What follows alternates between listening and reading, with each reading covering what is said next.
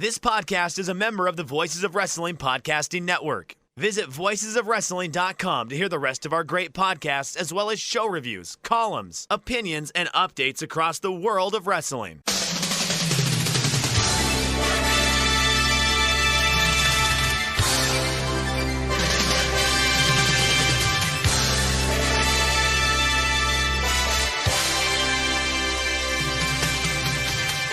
Hello everybody and welcome to the Super J-Cast. I'm Joel Abraham, joined by Damien McDonald. How are you, Damien?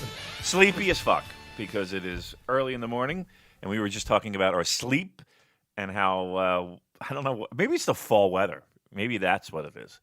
And the cooling temperatures just put me right to sleep. Oh my fucking God. I had so much trouble getting out of bed. But Joel, I do it for the people. I do it for you. And I do it for our millions. The Rock. The Rock. I don't do it for him. He's got plenty of people doing shit for him. He don't need me. But I do it for you. That's right, you, the listener, in your car, at work, at home. This is why we do it. This is why we do it. To talk New Japan Pro Wrestling. And Lordy, there's so much we can just sink our teeth into.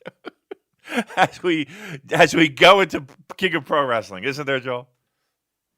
Well, I wasn't planning to go on this tangent, Damon, but seeing as The Rock has just popped up in the conversation, have you been following any of the fun and games that's been happening in World Wrestling Entertainment in recent weeks? I will be very truthful. I don't watch a ton of the WWE. I don't. I got better things to do in my life, to be quite frank. But I did see a giant cage that was painted red, and lights that were red illuminating the ring. And I have heard a lot of scuttlebutt about how disappointing people were with a finish with Seth, our boy Seth. And the Fiend, and all kinds of nonsense. Jesus, I mean, look, we in the past we've been accused of taking swings at that promotion, and I think it's rightfully so that we do, because they are just fucking lost. But it's funny lost. It's gotten to the point where it's comical lost. You're just like a Hell in a Cell match, Joel. A fucking Hell in the Cell match. How do you have a non-DQ? Or how do you have a DQ? Or a ref stoppage, or whatever the fuck it was? Apparently that's an important differentiation between the two. People say, no, it's a ref stoppage. It's different. Right. Man, I just find it amazing. And I don't get it nearly anywhere else aside from pro wrestling. Just people trying to just plant their feet in the fucking ground and not move and not budge off of, this is the flag I wave. I mean, it's an amazing thing. I don't see it anywhere, not even in any sports. Like, there are people in sport, like, if you're following, I don't give a shit, whatever team, the fucking San Antonio Spurs, where if they fuck up or if they stink or whatever, there are people that are going to plant their feet in the ground. But, I mean, there's just the majority of the audience can sit and look back and look at the numbers and be like, this ain't working. Man, they just fucking. And here's the thing: people are guilty. We have a pocket of New Japan fans that do the same, and we have, AEW fans that do the same. But man, those WWE people, those hardcore, I'm not fucking budging, and I'll justify anything. And I'll justify, what else I see online? Cards subject to change. Like, well, cards subject to change, man. Oh, that's not what it's for. It's not an excuse to get out of shit. Oh, just fucking unbelievable. Pro wrestling fandom sometimes is just like, holy shit. I mean, Why can't people... I love taking losses. I say it all the time on the show. I fucking love taking losses. We take plenty of them. But you learn from that. You learn something new, and maybe you see a different perspective. And, it's not maybe the most comfortable thing in the world to take a loss, but take a fucking loss. It's not that bad because your pro wrestling company stinks right now. Holy fuck balls. All right. Speaking of stinks, let's talk about this Corkage. I was going to start off with something a bit more lighthearted. So, All right. you remember our good friend Kuni Saito, who we bumped into at New Year Dash? Yes. Great. Yes. So he's been in touch. He says he's looking forward to seeing you guys again. So Strong Zero has 14 flavors now. Wow. Tell me your favorite one next podcast. Oh my And I think he God. might hook us up with some Strong Zeros. Yes. Yeah, he was a great dude. Fun. We got pictures taken. Yeah. It's always weird when somebody walks up and he's like, hey, I listen.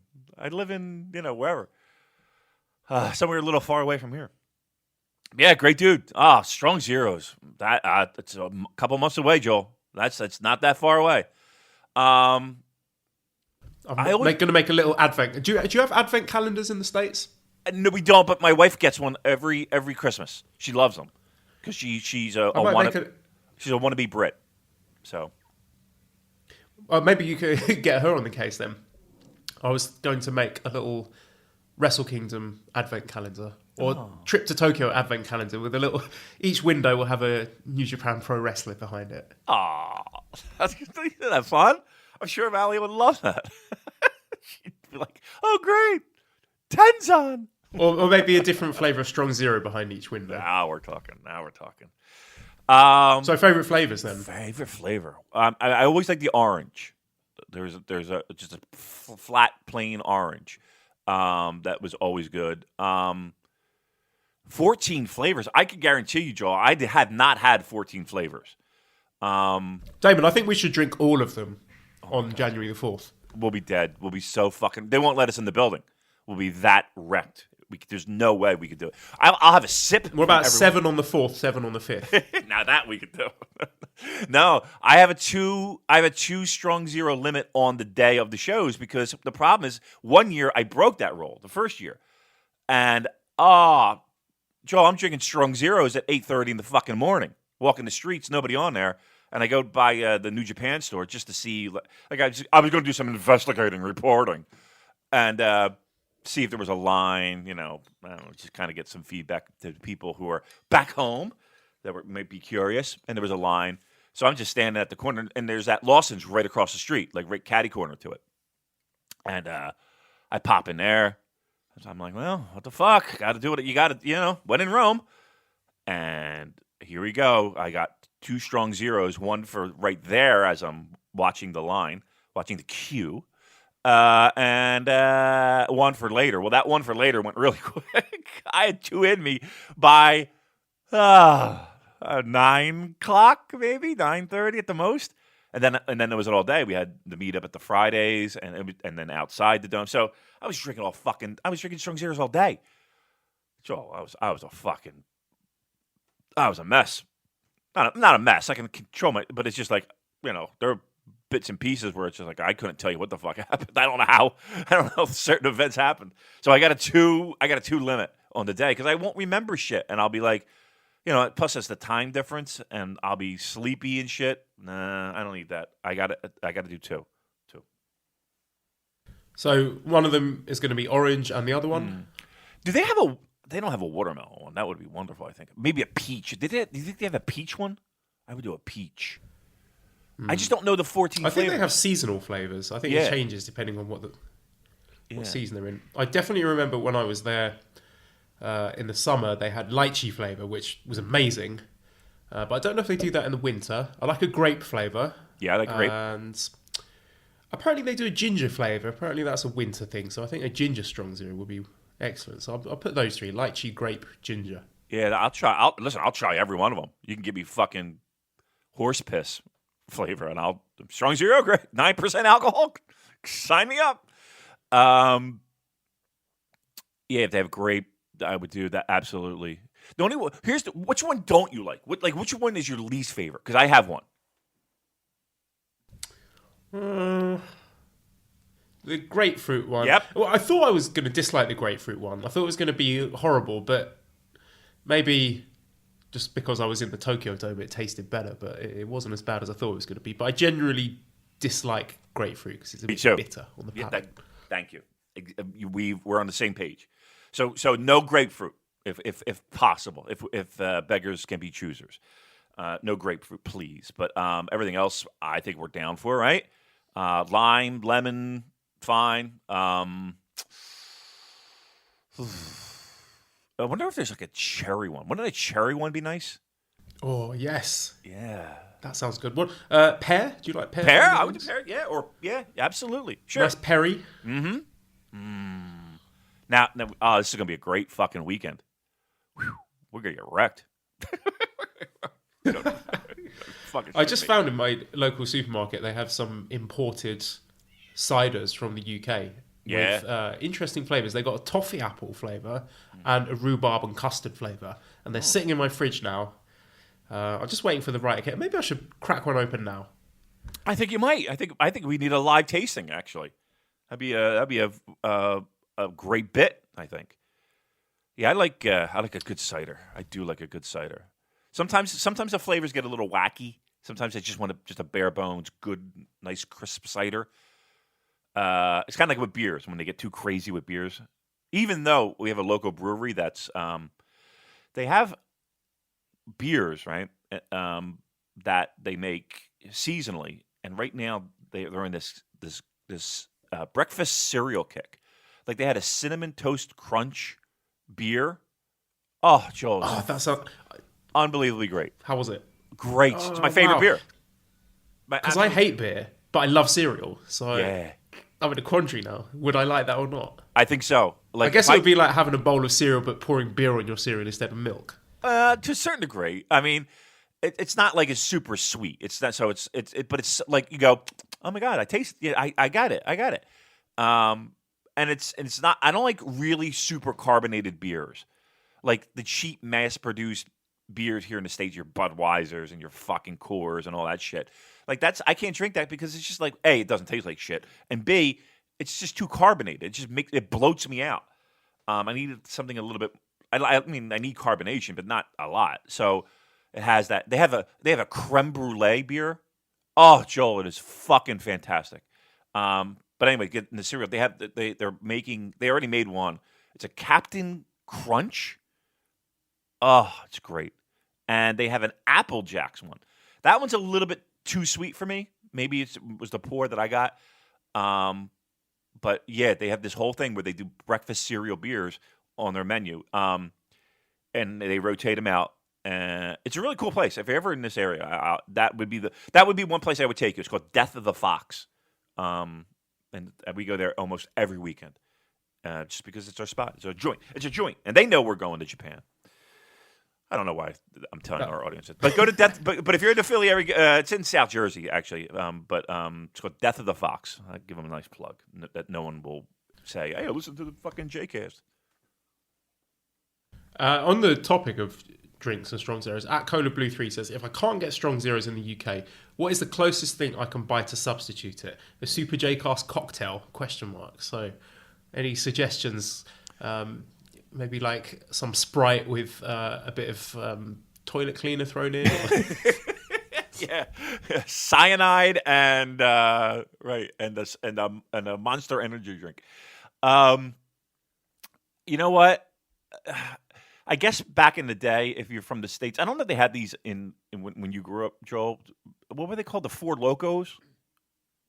You remember Four Locos? No, that doesn't ring a bell. And it's of the same. It's cut from the same cloth with Strong Zeros. Strong Zeros basically it's a highball, isn't it? Like a highball, but with fruity flavors. It's whiskey, isn't it? It's like carbonated. don't think. I think that's something else. It's Chuhai.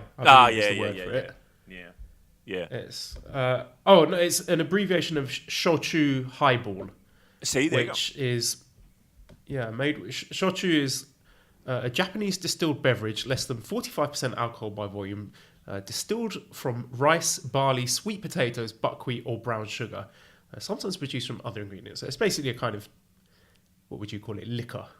Typical shochu contains 25% alcohol by volume. It's weaker than whiskey or standard strength vodka, but stronger than wine and sake. So it's that mixed with like a fruity mixer, isn't it?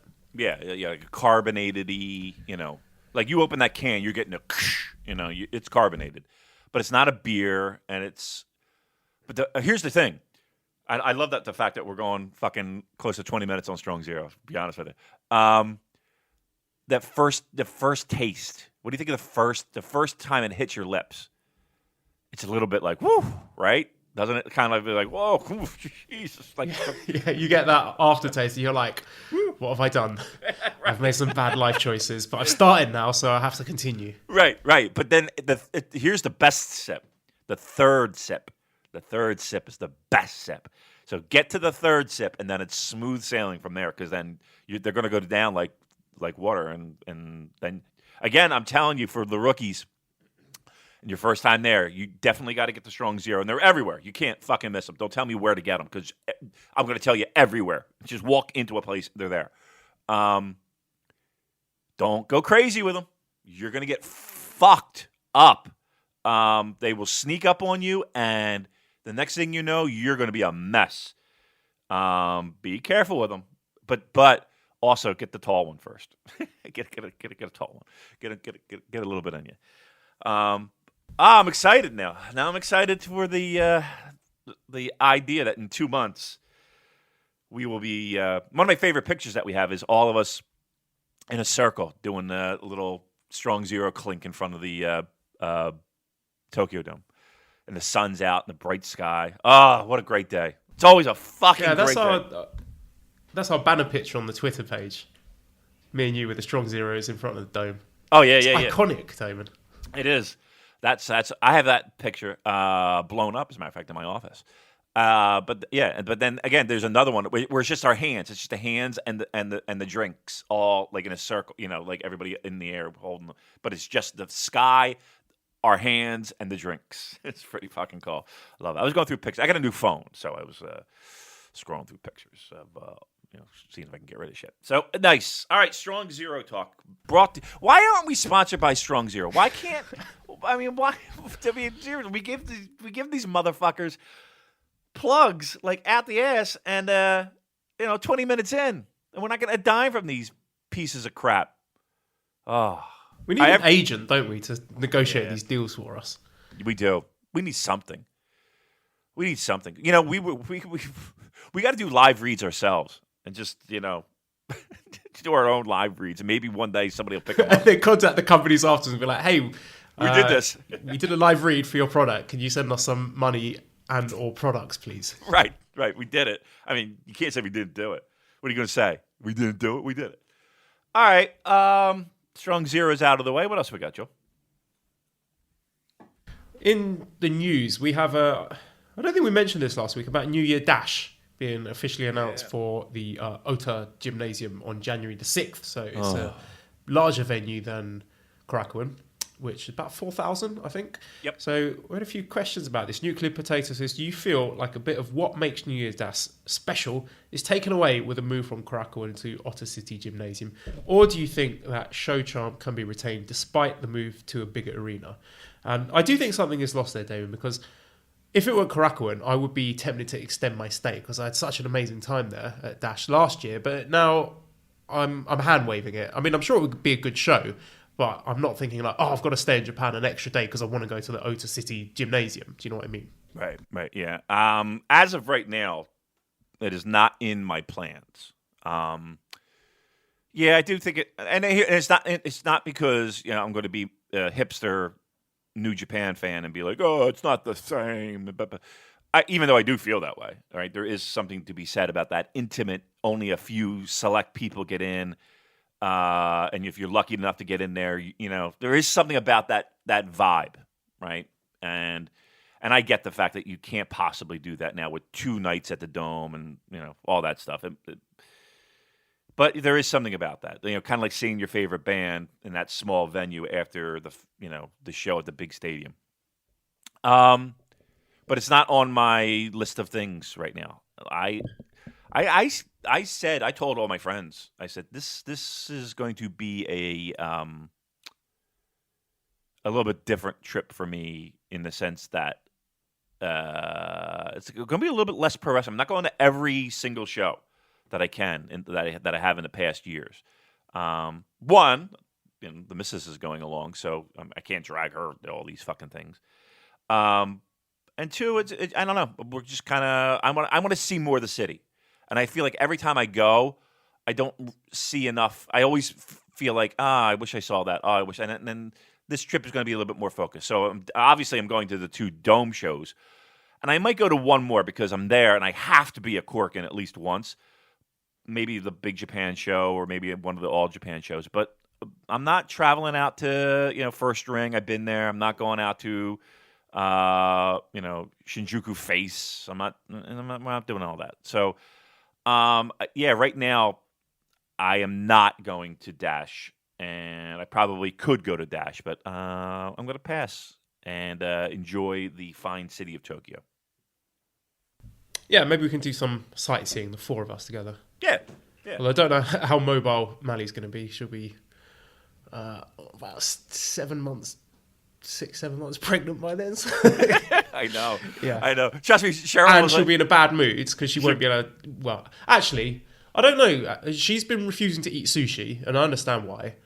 But I think she might make an exception for top drawer Japanese sushi when she knows it's good quality. Right. I don't know the logistics of that. So I'm going to defer to her judgment and all that. Cheryl was like, she's not going to be able to drink. And I was like, she's like, well, what am I going to do? I want to drink. You're going to be one of these shows. I'll drink. I know. Yeah, I know that. We know, but there's that one day where we go to the show and she's not going, right? So we got to find something for her to do. And I'm not saying that Cheryl's not adventurous, but she's, she's not the one that's going to be like, I'm just going to get a train and wherever I wind up, and I'll find my way back somehow. That's not her. That's not happening. So I got to have a little bit of a plan. So I don't know. We'll figure that out. But, I'll ask around, David. Maybe I've got a good friend in Tokyo, Saki, who has organised some lovely day trips for us when we visited in the past. So maybe she can have a little girls' day out while we are that would be nice. Living it up at the Dome. Yeah. I mean, she's going to the last night. She's going to the 5th show. I told her, I said, you got to go, just go to the Dome show because it's not so much, it's a pro wrestling event. Obviously there's 6 hours of pro wrestling that you have to sit through. But aside from that, I said, it's more like... Imagine 5 hours in. Damon, you said this wasn't a pro wrestling event. Wait, what is this thing I see here? Yeah. So I said, but it feels like it's a concert. You know what I mean? And you got 40,000 people, and I said, you're gonna have fun. Trust me, you're gonna have fun, and you're gonna see Liger and blah blah blah. So she knows, she knows enough of the people to be like, oh, I know that guy. But there's gonna be times where she's gonna be like, okay, I'm gonna go walk around the concourse. Yeah. So, but I told her she has to at least do the Dome. So she's excited for that. And honestly, she's more excited about the outdoor event. Just hanging out with everybody, and there's plenty of people that she already knows. She knows Mackie. Eric. She knows Fager. Fager is going. I don't know if you've ever met Fager. But Fager and the guy who dresses up like Taguchi for the people who don't know. He went to my high school. Mackie, of course. Who else? You, right? But you never met you. You never. No, you know what? You never did. You haven't yet, have you? No. So this will be first. No. All right.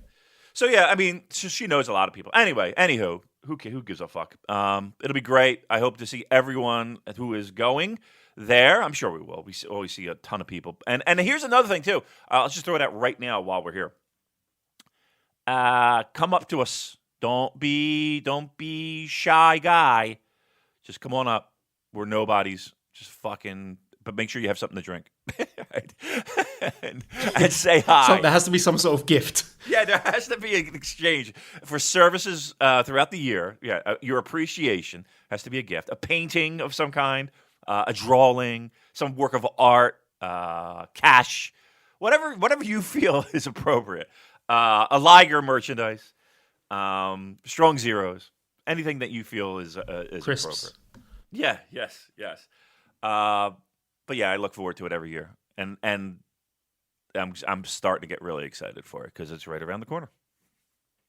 Yeah, we just spent 25 minutes waxing lyrical over it. Here we go.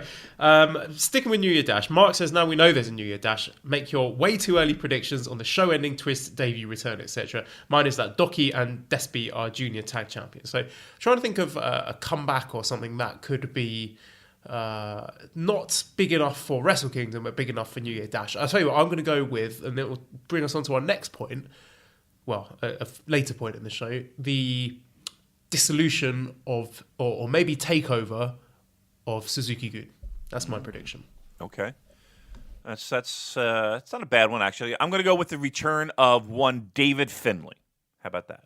And maybe in a new role, a new gimmick, a new coat of paint, as we like to say here. I'll say a return of David Finlay. That's a good one. Or it could be, Damon, one of the returns of our young lions that have been on excursion. Now, there was a bit of worrying news that came out of the Wrestling Observer newsletter, which basically said that Tomoyuki Oka had gone missing. No one knew where he was. And Hirai Kawato was facing what some people have suggested would be a career-ending or career-threatening injury / illness. So we did our due diligence, as we do. Serious, hard-hitting journalists. We asked around and gleaned that the Oka situation was a family issue, so he'd gone back to Japan for a short while to take care of some family things. And we were delighted to see, Damon, just a few days after learning this information, that he made his big comeback to Rev Pro. We got some photos from London Joel of the return of the undefeated Great O'Khan, looking, I think, terrific. I love his sort of caveman look with the hair and the shaggy beard. I think he looks excellent. So some good news there to see Oka back. Yes, absolutely. And again, it was just shocking how it all unfolded because, Dave threw that out. I mean, we've been talking about it for a while. All we had to do was just listen to our fucking show. Like, we kind of talked about these things. I mean, we weren't as specific, but we talked about Kawato, numerous times, even Dallas, because we had heard that, there was some talk of him being right there in Mexico, that it would just be just a short jaunt right on over to Dallas, and he would be there.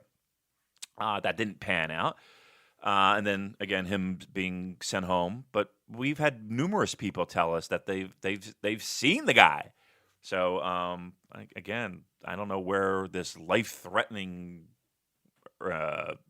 career-threatening injury is. He'll be back. I'm not concerned about that. And then, having the Rev Pro show. And it's funny because London Joel was texting me and he was like, just me. I'm just going to this Rev Pro show. And he's showing me at the cockpit. And he's showing me pictures because I just remember standing in line with him when I went over there. And I was like, I remember that line, remember that crew. Yeah, okay, great. And then he sends me, he's like, he's back. He's back. He's safe. So I thought that was pretty funny. So, look, listen. I'm not gonna lay the boots to one David Meltzer because I think he does an outstanding job. But swing and a miss here. There's nothing wrong with that. We've had plenty of them. But I mean, it feels like I don't know. It wasn't that hard for us, was it? I mean, we just sent a couple. No, it was very hard. We had to. We had to grill really people with. Right, we had to really dig. Like Bernstein and Woodward over here. Sorry. No, it really didn't feel like we really worked that hard on that one. But it was. There you go. So all's good. It feels like everything's going to be fine there, and we'll get some young lions back. Yeah, maybe a return at New Year's Dash. That would be nice. Listen, we got 4,000 people there. They got to put on something, right, to satisfy a 4,000 seater. But they're always fun, New Year's Dash shows. It's just, like I said, just when they announced it, I was just like, oh, Jesus Christ.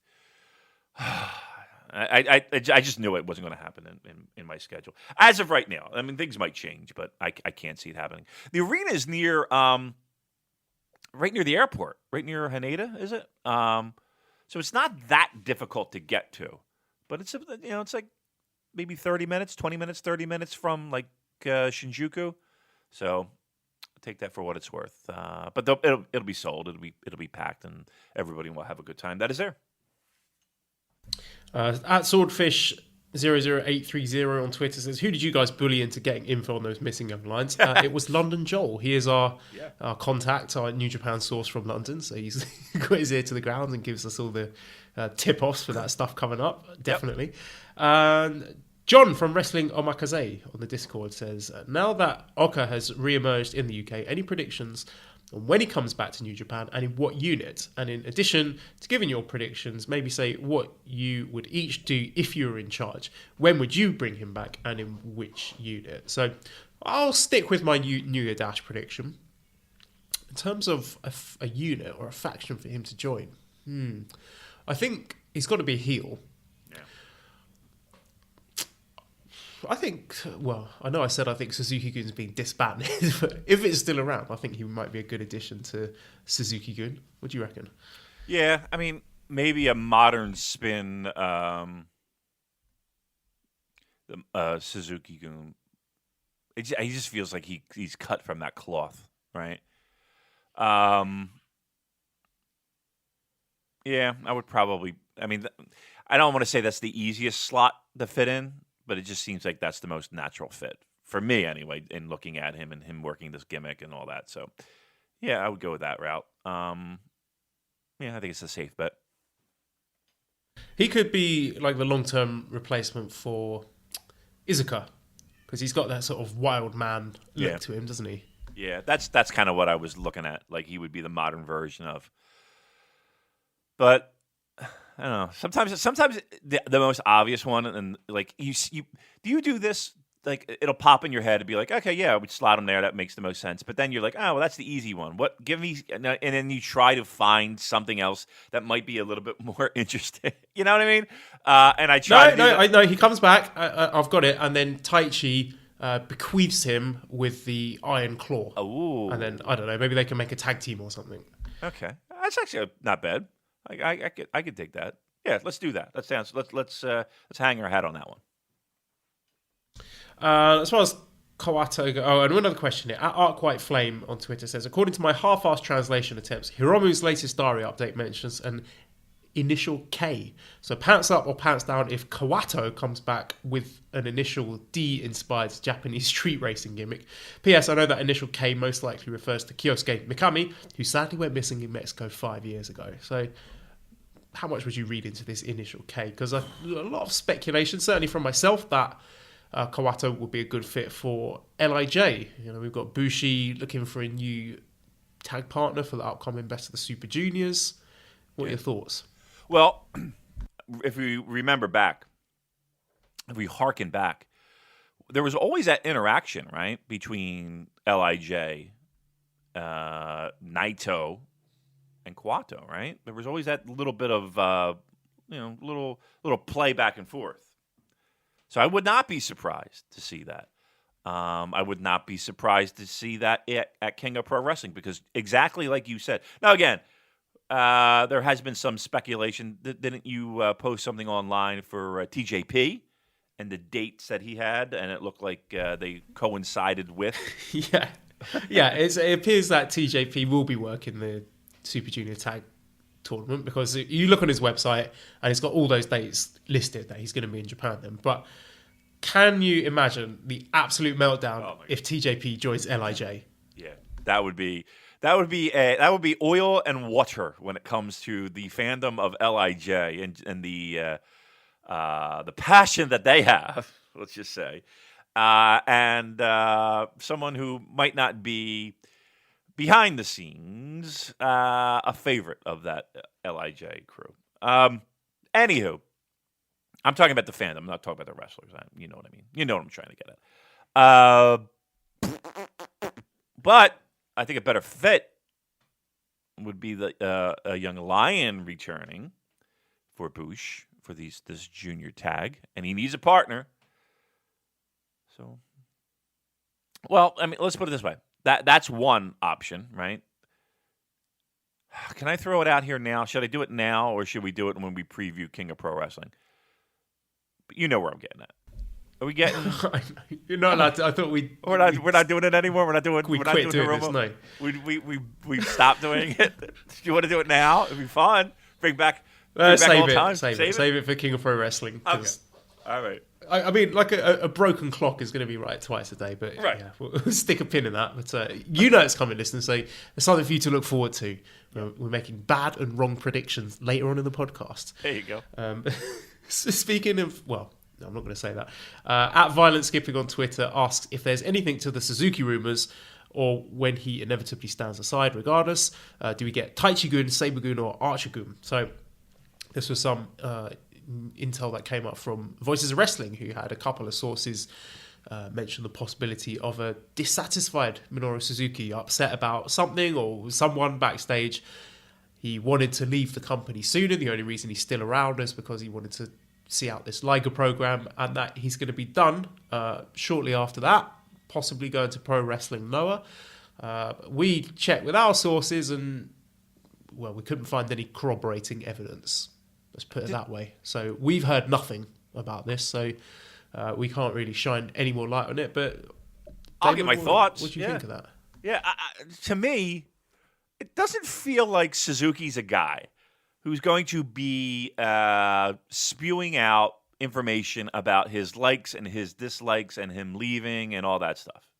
It's just on the surface, right? And I don't know the dude, right? It's not like but do you... It's like he's sort of backstage at Crackle going up to, like, I don't know, Chase Owens. Chase, keep this under your hat, mate. Right. I'm sick of this place. I'm going to Pro Wrestling Noah. See you later. Right, I'm out. Come on. I'm skipping town. Right, does that seem, like, just on the surface, does that seem weird that would get back to anyone in the company, right? Then that getting back to a worker or whatever that is in contact with dopes like us. Doesn't that seem weird? Doesn't that seem like just information that's just like, wow, you know? Like, when I heard that, I was just like, well, I'm not saying it won't happen. And, you know, he is a free agent, technically. He doesn't really have a New Japan Pro Wrestling contract, from what I understand. It's not like he's locked down. And he can work dates other than New Japan Pro Wrestling shows already. I'm sure they don't want him just showing up and fucking challenging Kenta Miyahara, but, you know, technically he has flexibility. I don't know. I was just like, wow, I just don't know how forthcoming he would be with that type of information. And then it trickling down to here. Again, not saying that at the end of the day it doesn't happen. I'm just like, wow, that was weird. But here's the thing, too. I also am a firm believer of where there is smoke, there is fire, right? And I'm a firm believer in that. So I wouldn't be surprised if there is something to this. I don't know if I would necessarily place it under the heading of dissatisfaction, or, you know, I saw people speculating, well, this is definitely, he was pissed off that he wasn't in G1 and blah, blah, blah. If he wanted to be in G1, he'd be in G1. I'm telling you flat out. He would. And unless 3 people from New Japan Pro Wrestling come up to me and say, no, we specifically told him to sit this one out, and he's not doing it, I find it hard to believe that Suzuki wouldn't have said, yeah, I'm doing it, and he's not penciled in. So, yeah, I don't know how not satisfied he is. You know what I mean? I don't know. I mean, again, I think that would be very hard to gauge in my mind. Again, not saying it doesn't happen at the end of the day. I don't know. I had to, and again, I'm not even saying that Joe was wrong. Joe probably Joe Lanza, that is, got information, right, and that he probably had it double verified, and he's going with what he was told. Absolutely, I got no problem with that whatsoever. Again, but I just think, like, wow, that a guy like Suzuki yapping in the locker room, again, in a scenario like to Juice Robinson, and it fucking getting back here. I don't know. It's just something that doesn't add up to me. Yeah, and I mean, also he's 51, so right. If he were on his way out of New Japan, it wouldn't be a shock, would it? No. I mean, there are guys that go into their 70s, but yeah, I mean, you can see just in what's happening that, you know, it is, I want to say he's taking a back seat, mind you. he's in arguably one of the most interesting programs New Japan Pro Wrestling has right now with Liger. I mean, people are juiced up over it. They're, pardon the pun, but they're pants are down over it. But yeah, it's okay. He's in his 50s. We don't have to have him in the mix, so to speak, of every single fucking title. He can take a back seat a little bit. So again, it'll play out soon enough. But again, I don't know. I don't know. I don't know if I'm buying the fact that he's publicly, or at least outwardly, saying in a locker room that he's unhappy. Hypothetically, if he does go, how do you book that? What do you do with that hold? Do you just dissolve the whole of Suzuki-gun and let those guys filter into other factions? Or do you have someone replace him as the head of Suzuki-gun and change the name of it? Because originally, if my history is correct, it was Kojima-gun, and then the control was taken from Satoshi Kojima to Suzuki. Could the same thing happen to someone else? Is there anyone that you would slot into that role to get the big push and become the head of that faction? Well, I mean, I know some people might not want to hear this, but I think Taichi might be one of those people, right? I don't think Zach. I don't know. He's how old is Taichi? He's 39, I think. Okay. I think is he too old to be getting that kind of a big push? I don't think so. Or do you think that's no? I mean, I don't. I mean, 39. He's younger than me. Let's put it that way. All right, no, I take it back. She's pretty young to me. Yeah. Yeah. But would it be somebody new? I don't know. Or would Suzuki-gun just be dissolved? I don't know. So if it's a straight shot between Zack and Taichi, who's your pick? I think Taichi makes the most sense to me. I mean, really, do you see Zack as a leader of a faction? No, he's not at that level. Right. I think you need somebody Japanese too. I do. I mean, because if you don't, to me, I mean, it might be a easy comparison, but I feel like that's the role Bullet Club is. Right? Bullet Club is the Western dickhead, rude, jerk off heels, right? And Suzuki-gun are more of street thug, with, I guess, a more Japanese feel. Does that make sense? Yeah, I sort of get a Yakuza aesthetic from them. Right, that's exactly right. So I don't know if Zack's the guy to carry that aesthetic, as they say. The other rumor that sprung up from Voices of Wrestling was about Harold May possibly being done with his role, not necessarily done with the company, but with his current position. Are we going to get people beating up, or not beating up, but threatening Voices of Wrestling producers now? Editor Dan, stay away from Harold May. Just yes. Check his website, see what his dates are. You stay away. Don't ask any strange Dutch balding men in suits for cigarettes, please.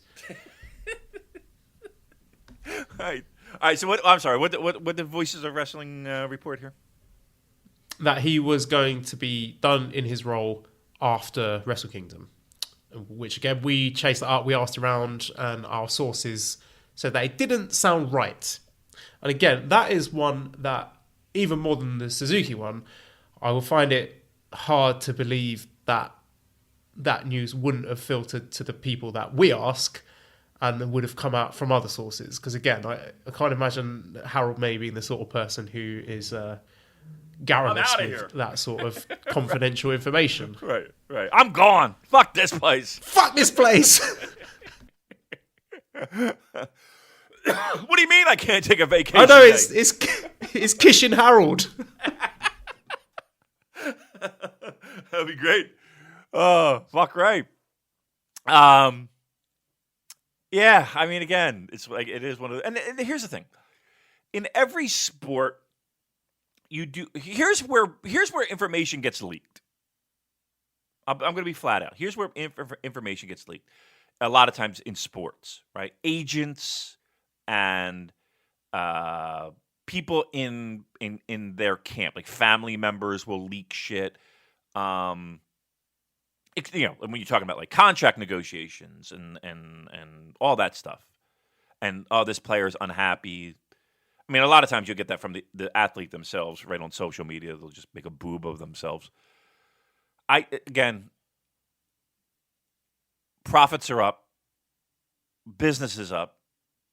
I think, if you're looking at Western expansion goals, you're in the B range. You're not giving them an A plus, certainly not. I think you're in the Bs, and I think that's good. Yes, there are people that are looking at what AEW has accomplished and like, well, that should be us, right? 3 years ago, we were supposed to be here. And that's certainly not the case. Where if we're comparing promotions and Western expansions and all that, but I think overall he's done a very good job, business wise. Feels like to me we've been here before, right? Remember a couple of months ago when we were all up in arms? Gato's leaving. He's he's dropping the book. He's giving it to somebody else. That was never the case, right? Again, I'm sure more than one person has. More than one person has told them that, right? That's when I listened. More than one person told them that. Look, at the end of the Dome season, we might have an announcement, and I think that one would shock me more than Suzuki. Truthfully, that one would shock me more than Suzuki. We'll see. But I'll tell you this too: if Harold does go, I think that you'll see a lot of people go as well. Because Harold brought in a lot of people. I'd be curious to see how deep that goes with Harold leaving and other people going along with him. Again, I'm not saying that is happening, but I'm saying if it does happen, I just wonder where other pieces of that puzzle and who else goes along with him. Yeah, you think there'll be quite a strong knock-on effect there, because usually when someone like that moves into a position of such power, they bring in a whole team of people. So correct. That would certainly be a big shake-up if that were to happen. But again, you sort of spoke about where people usually leak that information, and I think the why is quite important as well, because it's, like you said, often to leverage themselves into stronger positions for negotiating new contracts. So when people's contracts are expiring, or if they're angling for a move to a bigger company or a bigger club. But I don't know, it doesn't seem Harold May is that kind of person who would be tactically releasing these sorts of leaks. So what we're saying is... What do I know? Yeah, what we're saying is that Michael Craven, he leaked the information. Yeah. No, we're not saying that, Michael. If you're listening, we're not. It's a joke. We're kidding. Of course, please don't get all upset. Don't attack our editor, please. Please, we're begging you. We need him. Editor Dan is important. He's very important. He's a nice man. He has had many sleepless nights because of this heinous attack. All right, so there you go. There's Suzuki. There's Harold. So you're saying scale of 1 to 10. Harold is your leader, chief, general of New Japan Pro Wrestling after the Dome. Scale of 1 to 10. 6. I'll say 8. 8. I'll go so far as to say I think he resigns. Okay. I was going to go high, but I didn't want to disrespect Joe and Rich and their sources. So I was just being a coward. I was just sitting on the fence, but slightly to one side. But here's the thing. Again, I'm not saying that they're wrong. They're by no stretch. No stretch am I saying, Rich, because they're being told this, again, from two separate people at two separate occasions without prodding, from what I understand. So, again, they're going. Yeah, we need to know who they are. If one of them is Rovert on Twitter, then we need to be asking serious questions. But I'm sure they're legitimate sources. Real hero Eric, right? Okay, all right, we got it. No, but yeah, I mean, again, they're doing. We would do the same thing. So here's the thing: we haven't heard it, and the people that we've talked to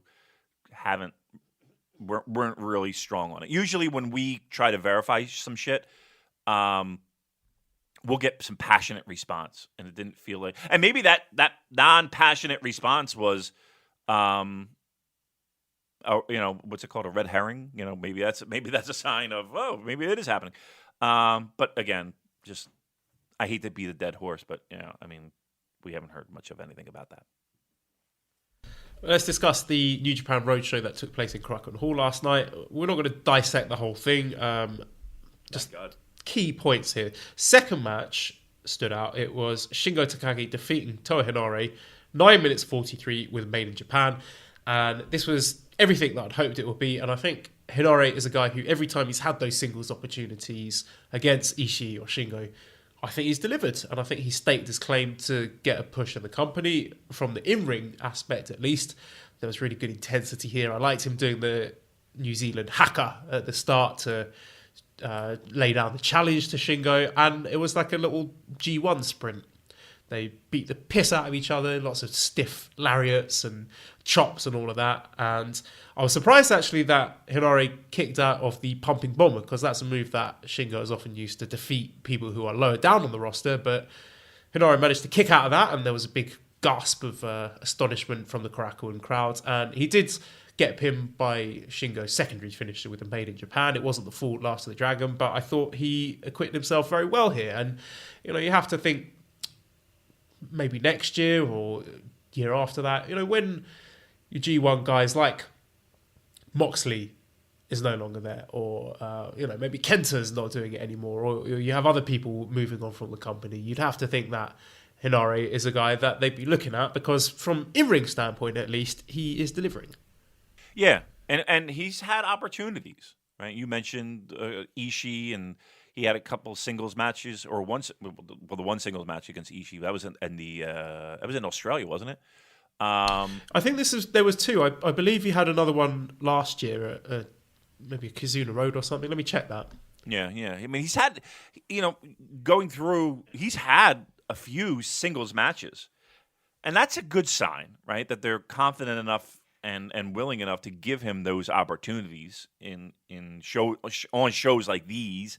Right, where everyone's kind of like looking for that main event, and to us especially, on paper that was the main event, right? That was the match that I think everybody was kind of tuning in for, because you're going to get the hold the belt up in the air, finger point challenge, all we're building toward King of Pro Wrestling for these shows. But to me, the biggest interest, the biggest thing that you could really sink your teeth into was that Henare Shingo match. First match was good, right? 9 minutes about, right? Good match. My only problem is this. As I cough. Is it enough? Is it enough for anyone? Listen, we know Henare is good. We know Henare can be more. Is this a match where you have faith in the company that they're going to give him more? And I don't know if this match was enough of a match for me to be convinced that the company is going to give him more, right? I guess, and this is a hard thing to do. This is not an easy thing to do. But I was hoping that some magic would sprinkle down from the halls of Korakuen, and there would be enough of buzz and scuttlebutt and passion from New Japan fans to be like, holy fucking shit, you got to go out of your way to watch this Henare Shingo match. What a fucking match this was. And that's I'm not hearing that, and I'm not getting that. The match was really good. I enjoyed it a lot. But I don't know if it's one of those put a notch right here on this mark on this date, because this match occurred for Henare, and this is where we slingshot him to bigger and brighter things. I don't know if this match was that, and I don't know if that match was enough for me to be convinced that New Japan is turning the corner on Henare. I'm just looking at it in terms of, is he one of the 20 best workers in the heavyweight division? No, I'm looking G1. That's the acid test, isn't it? If whether or not the company views you as someone with upside, whether or not they put you in the G1, and would I have him in the G1 at this point? Again, when you take away the part timers and the guys like Osprey who maybe still got more stuff to do in the junior division, would I have him over your guys like Fale, Yoshihashi, Makabe? Definitely would. And again, that's the metric that I come down to. Whether or not the company sees it that way, I don't know, because it's like a catch-22. He needs to have more opportunities in order for that elevation to occur, because 3 singles matches in his entire career in New Japan as Toa Henare, that's very, very little. That's nothing. It feels like it's been more than that, though. Like, he had... There's only 3? Only 3 that I'd stick in my mind. Let me throw it open to the Discord, see if they can help. Yeah, I mean, when I look at cage match, I'm going to see if I can type and talk at the same time, which I know will be impossible to do for me, because I told you, I was like, if I have to do more than 2 things at once, I fumble. I absolutely fucking fumble. But I'm going to use the great resource cage match. See what we got for Henare. There's our Shingo to Henare match. Before that, I'm scrolling. Ishii defeats Henare. Again, Southern Showdown in Sydney. That wasn't that long ago. It feels like it was ages ago. But that was back in June. That singles match occurred. And if I'm not mistaken, that was pretty good. Oh, he was in the New Japan Cup as well, wasn't he? He lost to Lance Archer. So that was 4 that I can remember. Yeah. He had some singles matches with the Young Lions, too. Shota Umino. Yeah, that doesn't count, does it? I mean, it's a singles match. They went 9 minutes. It went close to 10 minutes. Yeah, it was in April. Yeah. Ren Narita, Shota Umino, yeah. Yeah, Ren Narita. That was the 13th. That went, a little bit over 6 minutes. Goto. He had a match with Goto at New Japan Road in 2019. Yep. Why don't I remember that one at all? That's the problem, right? So I did this last night. Pulling back the curtain. I did this last night. And I did the same thing you just said. I'm scrolling through and I was like, man, when was the last time I fucking saw a Henare singles match? And I was like, oh yeah, that match. Oh yeah, that match. Oh yeah, that match. Nothing in my head was like, oh yeah, remember that? Maybe again, and I'm thinking of the one from Sydney was the first one that came to mind. The other ones, I mean, again, they're young line matches. So, but again, if you're giving him 10 minutes, again, he has another one in was it February? Oh, Fale. Right. From Hiroshima, Destruction in Hiroshima last year, a 2-minute squash match. Right, and then he had like one Yoda Suji. Beretta, Road to Destruction. Yeah. So he's had some he's had singles matches. He's had quite a few, more than I remember, and that's the problem. I'm not remembering them. Right? They're not something where they're sticking out to me. The Ishii match, yes, I thought the Ishii match from Sydney was very good. I thought this match was good. Again, my biggest fear is that he needed something that would just completely put him over the top. And maybe I'm pushing the pedal too hard. It just feels like we need to move quickly on this because he's about to get lapped. And I don't want that to happen.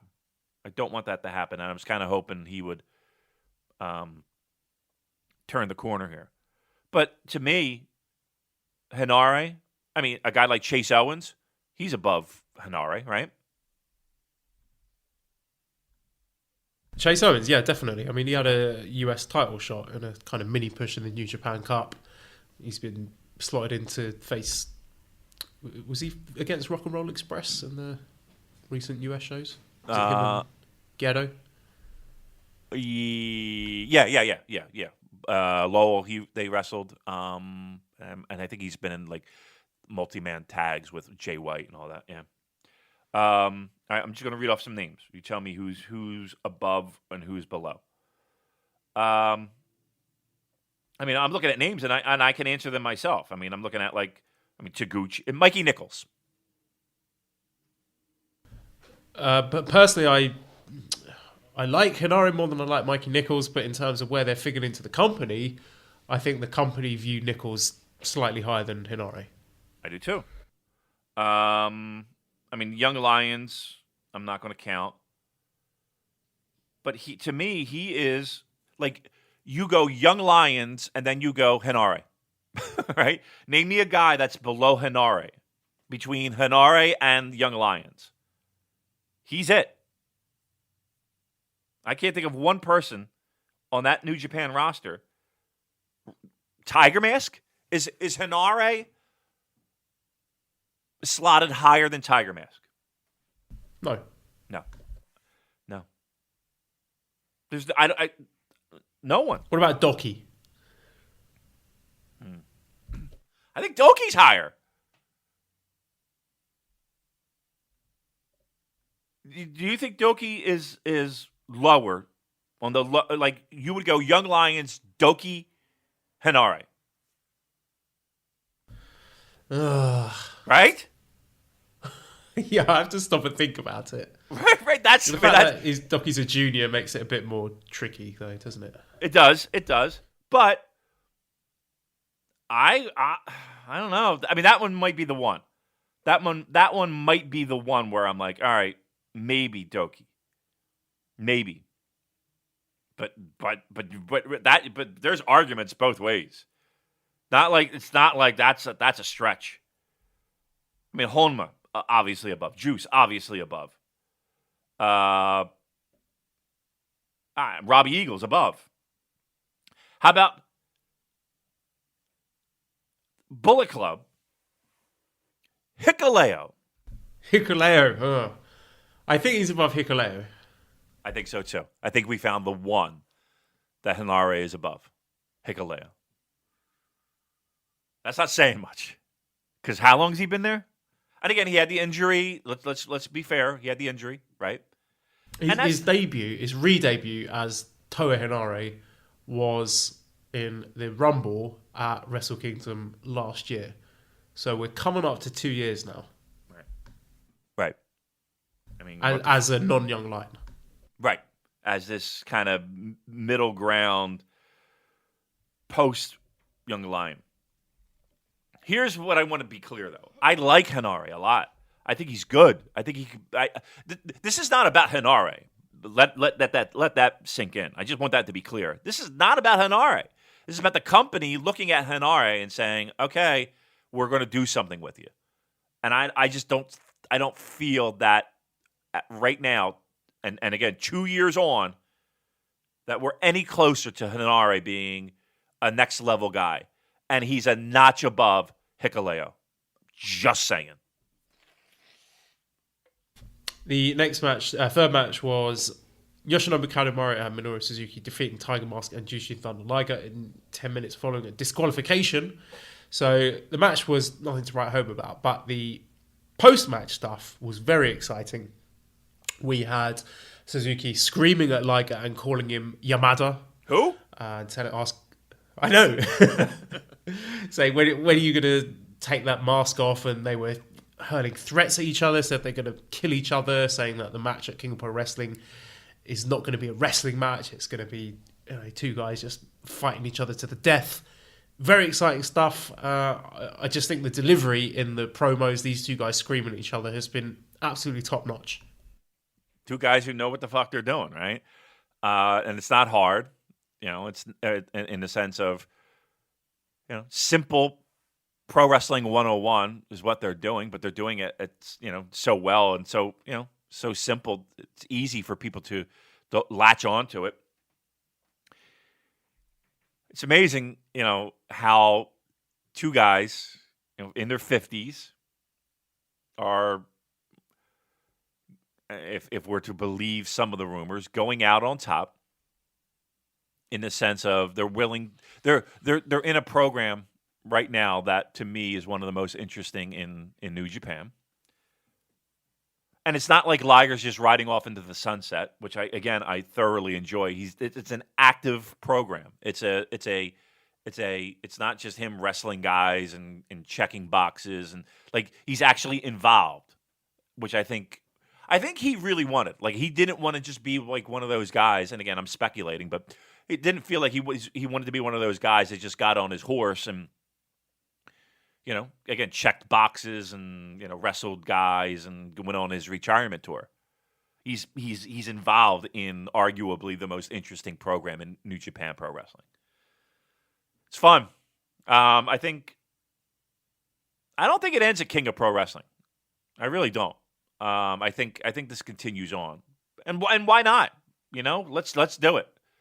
They found a way to stretch this out a fucking year, which is great. And it hasn't been overbearing, and it hasn't been this shit again, right? They give you taste and drips and drabs and kept you along for the ride. And it's October. It's October 8th, kids. So I got a strange feeling King of Pro Wrestling is not where this ends. And we see this go on at least one of the 2 nights at the Dome. Other match I wanted to touch on was Bushi and Naito defeating Doki and Taichi. It seems that Naito and Taichi are going to reprise their feud. Yeah.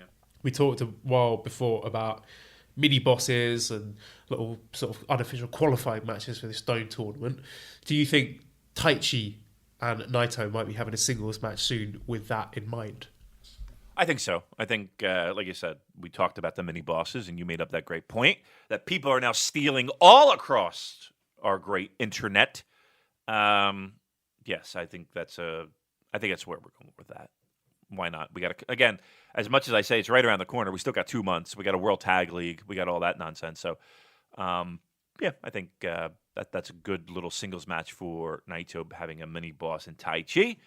And to get him going. Maybe he's got to go through Taichi and then got to go through Zack. Possibly. I mean, Zack's got... we're not going to do Zack Tanahashi again, are we? We've kind of beaten that to death. So, yeah, maybe. And here's the thing. Here's the frustrating part. And I think one of the things that fans of New Japan Pro Wrestling, especially in recent years, have is this part of the year, right, where we see the light at the end of the tunnel when it comes to the Dome, and the Dome and Dash and all that usually mean there's a reset and we get new programs and we're excited for the future.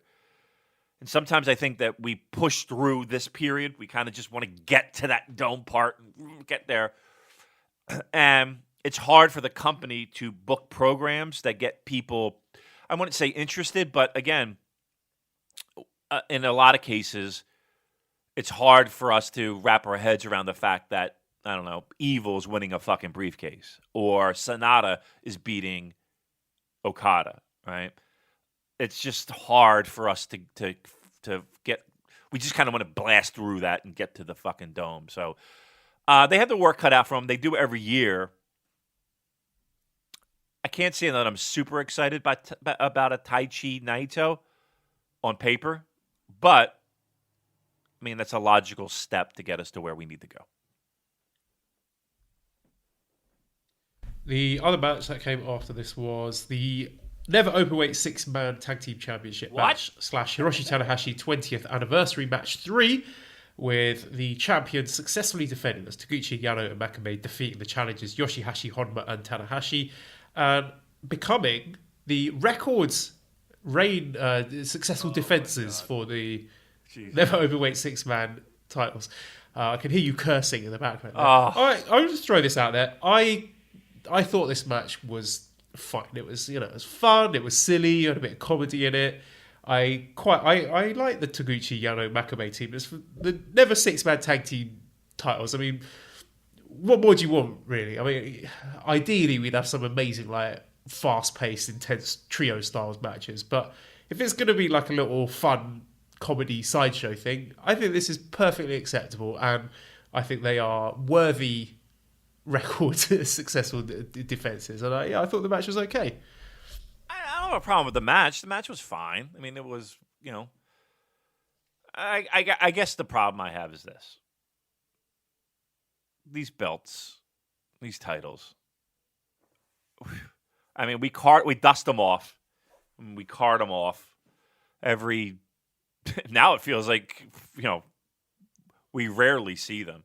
I mean, honestly, and I would ask the majority of our listeners, and be honest with yourself. I'm asking you in the car. I'm asking you at work. I'm asking you with the earbuds in. I'm asking you with the bow leg. No, not you.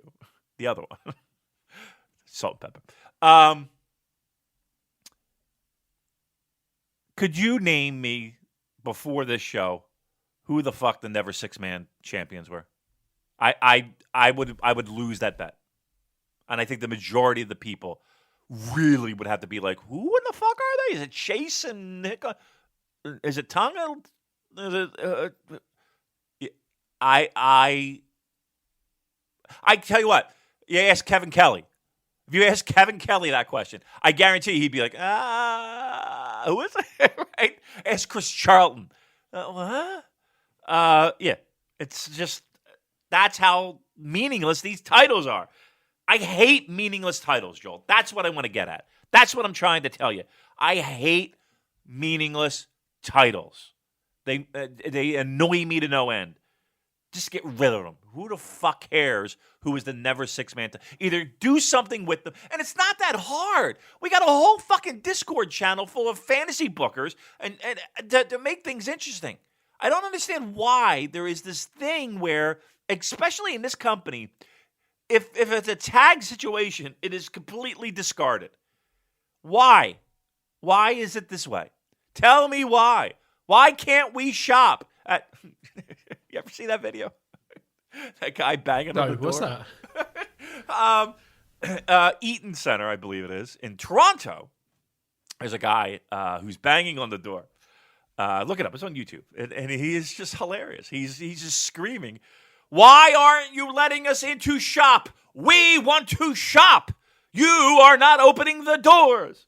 It's great. Just do me a favor. Just go Google that. It's fucking hilarious.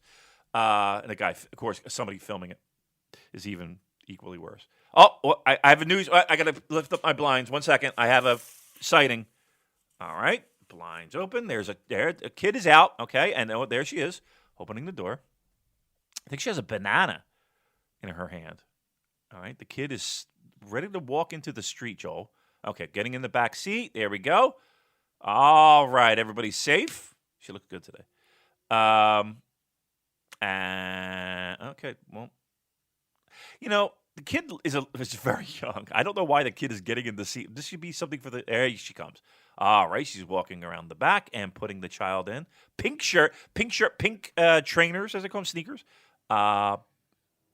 She looks great. Damn. All right. So there's the neighbor update. The kid is safe and she's looking great. All right. I'm watching the video of the crazy guy yelling, "Why are you closed?" Maybe we could get Dad to cut the audio in. But, is it great? Quite funny. If you search YouTube, it's crazy guy. Why are you closed? Why? Why? Why won't you open? Tell us the reason why.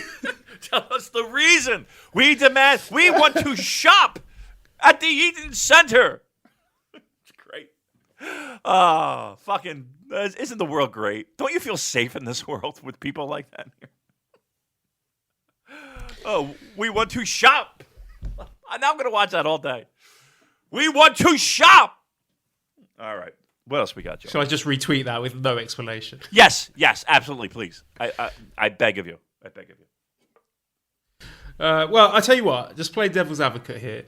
One thing that added a little bit of stakes to this match for me was the fact that Yoshihashi has never won a New Japan title. So there was that little wrinkle there that, could this be the moment where he wins his first title? And obviously it wasn't, but that added a little bit of drama to it for me, because the longer that goes on, that's quasi-meaningful, is it not? I guess. Let's lay odds. Will Yoshihashi. Let's do it right here. Somebody has to remember, like timestamp this and have a reminder. Will Yoshihashi win a title in the year 2000, in our year of the Lord, 2020? Will he? Yes or no, Joe? Any title. Yes. Wow. Can I ask which one? Yeah, I think he will win the heavyweight tag team championships Oh, wow. at Wrestle Kingdom. What? This one coming up? Yeah. Wow. Look at that bold prediction. I'm going to say no. He will not win a title in the year 2020.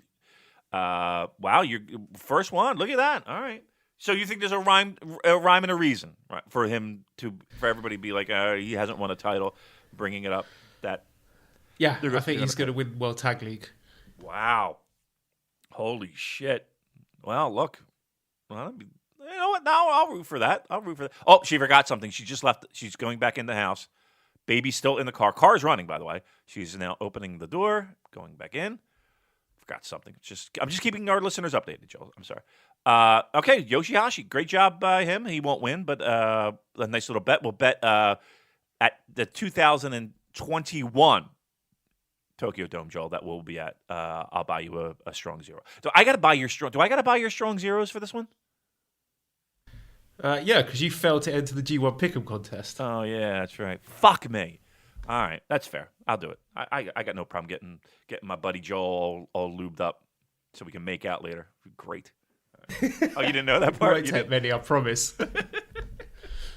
I'll do that sober. Nice. Well, I'm getting fucking laid. All right. Oh, she brought out a bag. Okay, now we're ready to go. All right. Very nice. So that was that show. What did you think overall?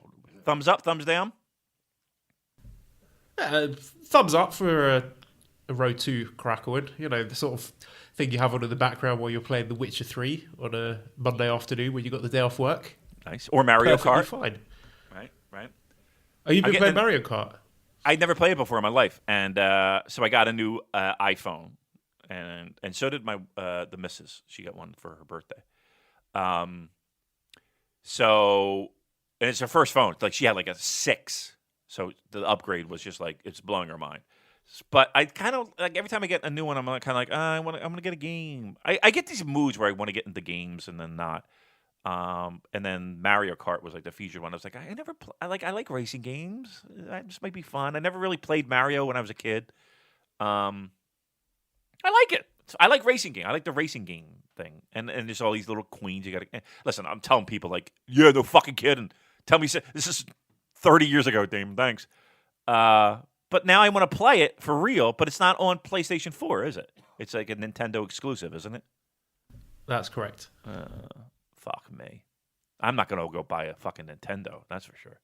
What is their gaming set? Is it a Switch? Is that what their system is? Yes. That's right. I can't spend. I'm already in the doghouse with spending money. So what's the PS4 equivalent? Like, what is there a kart game like that? Is there another? I don't know. PS4 isn't really for those sort of family-friendly games. I think that's Nintendo have got the market corner for that sort of stuff. PS4 has all the porn games? Is that what you're trying to tell me? They got all the good horror games. I was saying to you on WhatsApp the other day. Bloodborne, Resident Evil 7, the Resident Evil 2 remake, all of those were outstanding. Witcher 3, I'm having a lovely time with that. I mean, I don't know if you'd be into that sort of stuff, but I enjoy it. It's the commitment, Joel. That's the problem I have. I have a problem with commitment. Like, I can't just fucking... Like, I just need something where it's like, okay, I got 10 minutes, I'll pop it on, I'll play, and then, I'm done, It's kind of like... No, I was going to say something really gross. Never mind. I think we all know where I'm getting with this. 10 minutes to spare, huh? Right? Nobody's in the house? You know what I'm talking about. I just like those type of games. I don't know if I like the commitment of, I got to save this and I got to clear this level and there's a fucking boss. Oh, there's another one. I don't know if But I say that, but I liked, what was the game that I played with the fucking guy? You get in this giant robot, like those, what was the game that I was telling you about? That was fun. Like you're a guy, like you're a soldier, and you get into this giant robot, and you control the robot, and you're shooting shit, and fucking fighting other robots. Come on, video game Joel, let's go. You know what I'm talking about. I don't know. No? I don't. I'm drawing a blank here. All right, but I like that. That was fun. All right, no one gives a fuck. Actually, probably people do give a fuck more about video games than the Cork and Hall shows. But we're going to satisfy the rest of the audience, Joel, because we have more pro wrestling talk. Right? Right, so let's preview King of Pro Wrestling, which will be taking place Monday, October 14th, so just under a week away at Ryogoku Kokugikan. We are opening up that match with the return of Hiromu Takahashi. No, that's a joke. El Desperado come back. We got Sho, Yo, and Ryusuke Taguchi versus Doki, Yoshinobu Kanemaru, and El Desperado in what could be the sleaziest three-man team that I've ever seen. Yeah. Seriously, no joke. I mean, I know our Discord, they're big fans of the sleaze. Of course they are. I should point out the caveat to this being that 2 days after King of Pro Wrestling is the beginning of the Super Junior Tag League. So you would imagine that Tuesday they're going to announce the teams and the schedules for that. But you think maybe there might be some setup to the Best of the Super Junior Tag League, because in this match we got Roppongi 3K, and maybe the formation, or I don't know. So two of Doki, Kanemaru, and Desperado. I mean, Kanemaru and Desperado, they were the tag team champions for a long time last year, so it could be them reprising the tag team. So maybe some sort of tag team action set up here. Hot. Yes, there will be some tag team action. I think the match should be really good. But we've always said we loved